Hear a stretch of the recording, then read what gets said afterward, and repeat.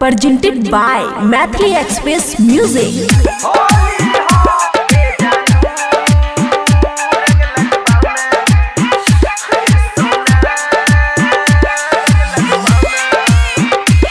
खुशी recording studio बलुआहा।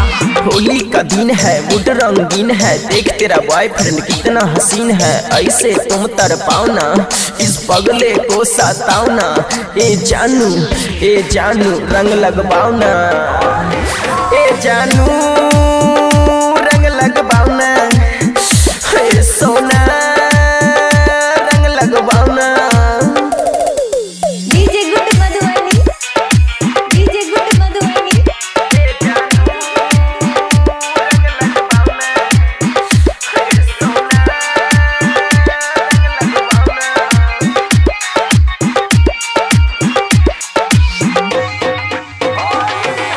अपने इश्क के रंग में तुमको भिंगाएंगे हम। गल सुना है तेरा गुलाल लगाएंगे हम। लेबो पिचकारी ने वेट करबो, लव के मामला सेट करबो। हमर छी दीवानी ने रुलाइबो, बॉडी पर वाटर गिराइबो। ए जानू रंग लगवाओ ना।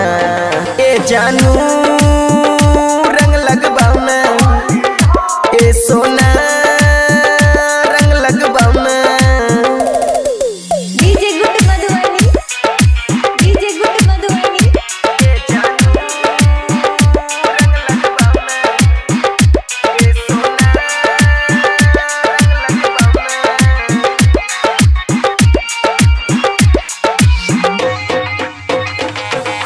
हुए न देबो फीवर तुम घबराओ ना। अमन यकी किशन के दिल दुखाओ ना। की है प्रॉब्लम बताओ ना, अंदर की फीलिंग दिखाओ ना। अच्छे हो गर्लफ्रेंड मेरे, सट के रंग लगवाओ ना। ए बाबू रंग लगवाओ ना। ए जानू रंग लगवाओ ना। ए सोना रंग लगवाओ ना।